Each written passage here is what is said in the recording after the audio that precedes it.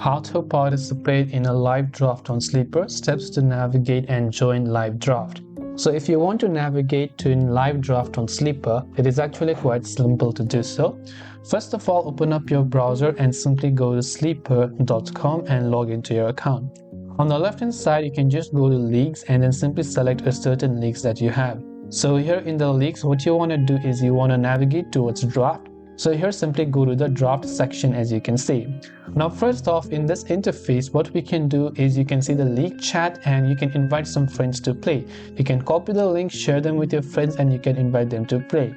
On the draft board, you can actually set a time limit, or you can use a mock draft to practice drafting, as you can see right here. But if you want to just get on with the league, you can select that. You can scroll down, you can see a couple of teams and other people you've added. Under league settings, you'll see number of teams, you'll see your roster, your playoffs, your waiver type, your clear waivers, your scoring points, passing, and so on. And after that, you'll also be able to see your league activity, and then after that you'll be able to go ahead and navigate towards a draft on Sleeper.